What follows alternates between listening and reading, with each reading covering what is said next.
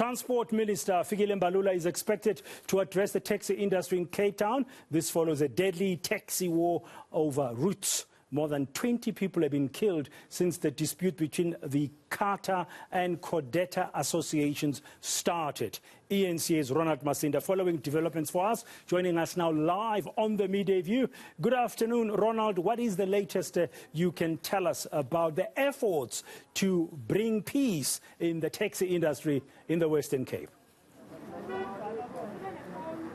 So we are expecting Mbulula to make that address at around 3 o'clock. But what we've been doing throughout the course of the day, we've been speaking to the most affected people on the ground in areas such as Khayelitsha and Bellville. Bellville being an area where a route between Bellville and Paarl has been closed for 2 months, given the devastating impact that this taxi violence has had. But now we are in Nyanga, another area that has been a crime hotspot for taxi violence. We've seen quite a number of ugly incidences, and what we're also seeing is that buses don't go to the actual terminus because they've also been under attack allegedly by taxi bosses. But just for more on what has been happening here in Nyanga, we are joined by a group calling themselves Equal Rights Forum. Thank you very much, Puti Patrick. We're going to start off with you. You've been in a number of engagements with taxi associations. What has been said?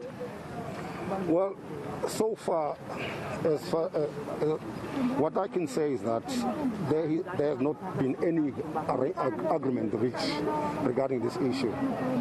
And when we spoke to CATA, because CATA is the association that we on this side of the area that we are being serviced by him, he has gave us his assurance that he will not attack the buses. The buses, they will go free. And he also said even the school children, if they want to go to school, they can go to school, but they're going to talk to their members not to attack them. But since the last meeting that we had with them, we haven't heard of any attack in this area. Although the buses, they do not go as far as the terminus, which I understand that because there's still no agreement that has been reached. Do you think the approach by government is the right one, though? The manner which the government has approached this whole situation, I don't think it was fair, because there are two sides of the story, and we think that the government should have approached both sides under one table so that they can balance the story from both sides, and then they can take a decision based on that. Right. Very lastly, what is the solution? What sort of advice would you give Minister Mbulula? Should we have only one association representing the taxi association? On that aspect, I cannot say yes, it should be like that, because I'll tell you why. For the mere fact that it has been tried in the past, but it has never worked. But the only thing that can help us is to see that this whole conflict gets to an end.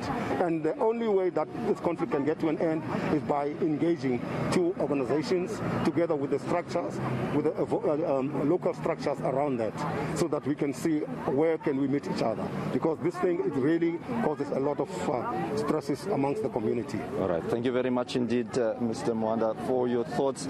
Well, what we are hearing also on the ground in some areas that a lot of the taxi operations have resumed, but taxi associations, CATA and CODETA, are still not agreeing to terms. We are perhaps sooner to finding out from the minister himself, Minister Mbulula, as to what sort of resolutions will emanate from his meeting that starts at around 3 o'clock this afternoon.